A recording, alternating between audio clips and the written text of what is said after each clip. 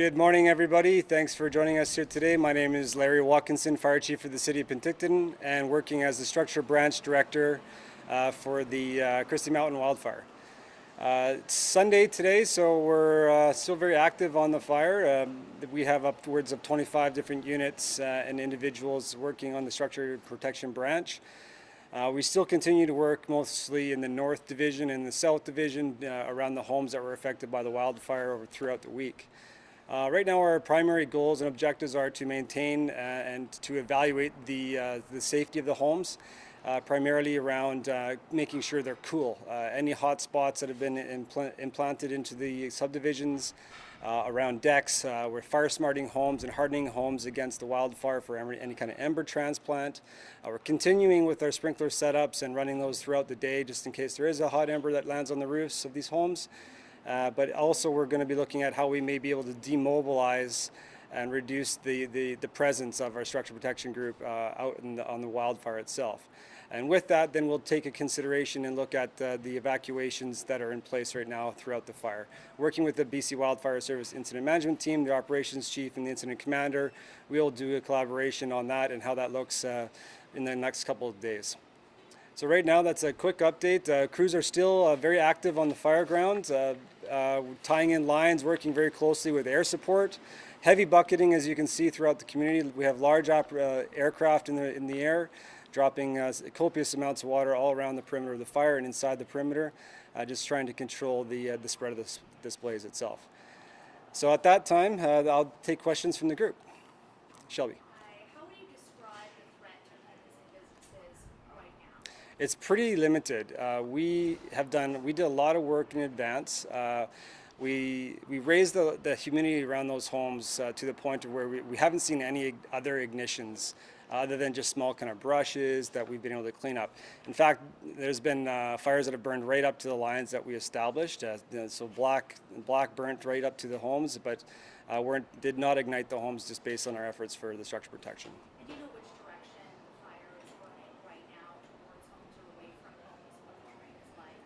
I haven't had a flight today, and I haven't had a conversation with the individuals that have been in there, but from what I have gathered from the incident management team is that it is still spreading in all directions.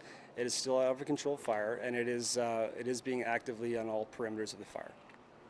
What can you say about the progress of the fire? Is it still growing or slowly? We have a plans meeting at 1300 today that will have a better understanding exactly the growth dimensions of the fire.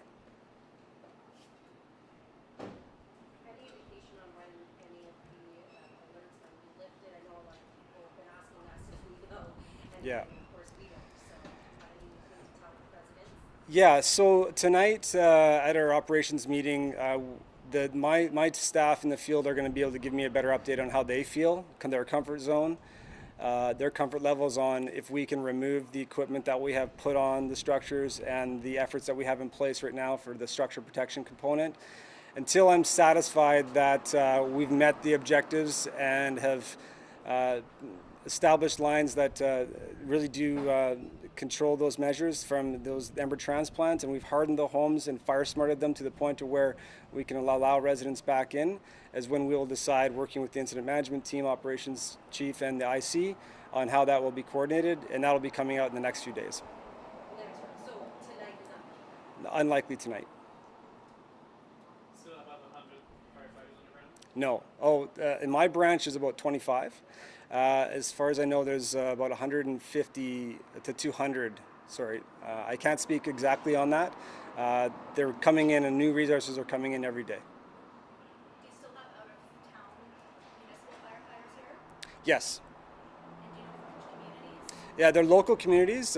We have them from Aris Fire Department, Oliver Fire Department, Salmon Arm, and we have unit crews or structure protection crews from kind of all over. They're coordinated as a group. Do you know how long those structural protection units will stay in place up in those hillside neighborhoods?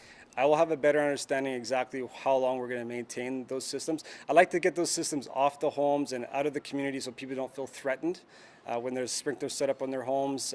We like to get it down and off the homes so people, when they return from the evacuation order, they feel that they're in a safe place. I know you're not going to let out the progress of the fire, but yesterday you were quite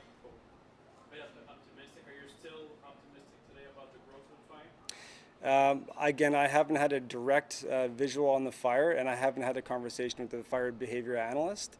But I will be at 1300 today, and I'm sure the BC Wildfire Information Officer, or if you visit the BC Wildfire Information Twitter account, they'll be updating that online.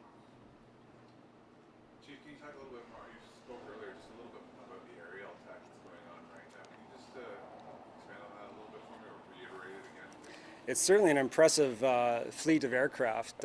These rotary-winged aircraft, the heavies we call them, they'll drop 500 gallons every drop, and they're returning back every 4 minutes. I mean, having the lakes right there and the copious amount of equipment that BC Wildfire Services brought in to support their efforts in the air is impressive nonetheless.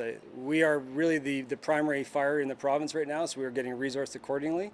And it is certainly an interface fire, so big, heavy aircraft. So what we ask people is just to stay away from them on the lakes. Try to give them space, and certainly do not get underneath them. If one of those lines drop, it can be catastrophic if it falls on top of you. These heavies that you say, those are the helicopters that have 11 passenger windows in them? Yeah, those are the big ones, yeah. Well, do you know what the model number is on those? There's so many different kinds. Yeah, there's too many different words. And just from what I noticed this morning, it seems to me, from my last day on, which was Thursday, that the amount of aerial attack is less significant. I can't, maybe they're just out of sight, maybe there's less helicopters. Obviously, the fire was on Thursday. Yes, it's resourced accordingly, and when they don't need to fly, they don't fly. Some cases they can't fly due to smoke, and it's very circumstantial. I'm not sure if you can speak to this, or this is more BC Wildfire Service, but the terrain that the fire is burning in right now, they're saying it's burning southeast into remote and rugged terrain, and that's of concern because it's fuels that haven't burned before, so it's difficult to say how that's going to look. Are you able to speak to the terrain and the new challenges, burning into an unpopulated area, a more remote, more scenic, and the challenge that poses? Yeah, certainly, Shelby. I can speak briefly on to what Dan commented, the ops chief, yesterday. And yeah, it's the fire is testing new terrain and new fuel types. We've been in a really mixed kind of fuel type through the Rocky Bluffs, flashy kind of fast fuels mixed with heavy timber.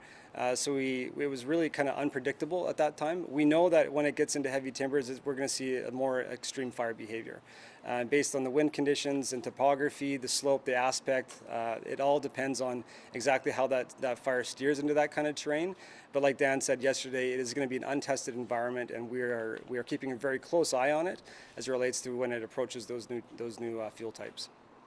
So what would it be, I guess, be your message to residents under the evacuation alert zone? Is it to remain vigilant, not let your guard down quite yet? Absolutely. I think anytime there's a wildfire in and around our communities, we have to be vigilant, and we have to be mindful and aware of our surroundings. Fire it can be unpredictable in a lot of cases, especially when it's in an interfaced community. But that's why we're taking our time, making sure that we're confident in the return of the homeowners into their community, and making sure that the work that we have done isn't going to surprise us later.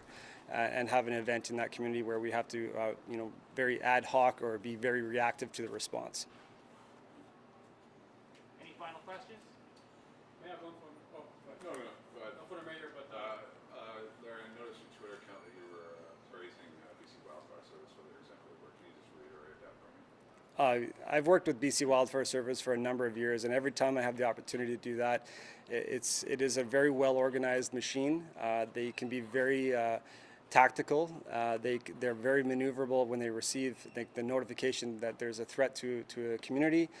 We activate our response provincially within the interagency working agreement with BC Wildfire Service, the Office of the Fire Commissioner, and the BC Fire Chiefs Association. With that, it triggers a mutual aid agreement throughout the province, which allows us to gain provincial assets. And it can be done, like I said earlier, it's a one-call kind of situation. So me as the fire chief in Penticton, I don't have to put a lot of work into it. I know behind the scenes that the system is working. And having BC Wildfire Service here is, as you can see, the amount of efforts they're putting into it, the heavy aircraft, the boots on the ground wildland firefighters. It's hot up there. It's bony ground. It's rocky. There's rattlesnakes. It's just a really, really difficult terrain to work in. So their work is exemplary. and I'm very proud to have them here in Penticton. For the mayor, please. Thank you. Good morning. Hi, I'm Matt here with CBC Radio Canada. We've met some wineries owners, some business owners are saying that tourism has been down the last week because of the fire. Do you have any concerns about businesses in your community? No, I haven't really noticed anything that business are down. As a matter of fact, I don't think you can even find a hotel room empty in the city of Penticton at this time. I can understand why the wineries would be concerned, because people, most of the wineries are up in the hills, so people don't tend to go anywhere near where the fire is, and I'm sure they have concerns that the people aren't going to purchase from their own winery. Rather, they go and they purchase from liquor stores and other venues that their product is being sold at. But I can tell you that the sound out of Penticton, the stress level has gone down about tenfold. I've had many phone calls last night because I'm on the south end and I'm under evacuation alert as well. And I get all those phone calls, and you don't know how pleased all the folks are that the BC wildfire people are doing such a good job, along with our fire department here and all the other fire departments that have joined in from all over the valley to give us a hand to bring this, I like to call it catastrophe, more or less under control, at least on one end of the city. So sorry if nobody could hear me with this thing on, but yeah, it's a great relief. We're so happy that everybody's here to help from up and down the valley, even as far as way up north. They've come forward to help out the city of Penticton and the regional district. Mayor, just following up on that, hotels and motels are full. We are hearing from locals, I'm sure you are too, saying, why isn't the city asking tourists to leave to free up motel and hotel spaces for those on evacuation alert in case that was upgraded to an order? What is your response to calls like that? I wouldn't want to be a heavy-handed mayor in this situation. I think tourists have the right to be here, as they always had all through. I've lived here for 64 years, and we've had other times where the situations were bad, and we've never asked anybody to leave. This is a free country. There is no other place for them to go that they can really come and have a holiday, get out of their homes like they've been locked up for the last 2 or 3 months. They're just as much what's the word I'm looking for? Influence with what's happening here as we are. They need their freedom, they need their space, they need to go out there and enjoy their lives and be normal as usual. So if conditions change and it does become a greater threat to that southeast part of town, are you confident there would be enough accommodations to house anyone who would need it? I'll put that question to my CAO. He has more information on that than I do. It's Donnie Van Dyke. Thank you, Shelby, for the question. So if first, let me confirm, so there are approximately 3,700 homes still under evacuation alert. Should that alert become an order, and at this point we really don't anticipate that, but at any point, should that alert become an order, the city would first declare a state of local emergency, which would give us the powers required in order to free up any hotel space we may need that was outside of the order and likely alert area. So currently, City of Penticton residents are under alert. Should an event transpire where we need to make that alert an order, we would then use the state of local emergency declaration and be granted the powers to free up any hotel rooms we may need. And what does that mean? Kicking out tourists at that point? That would mean if we were hypothetically in such a situation, we'd be looking to free up hotel rooms across our city. But also, I should note, have a high degree of confidence in over 1,000 hotel rooms currently across the Okanagan Valley, and that's been confirmed with the excellent work of our ESS team, which comprises of dozens and dozens of local volunteers. So we do have, as I said, a high degree of confidence in over 1,000 hotel rooms currently, or motel rooms, I should say, within the Okanagan Valley. Thanks. Any other questions for the mayor?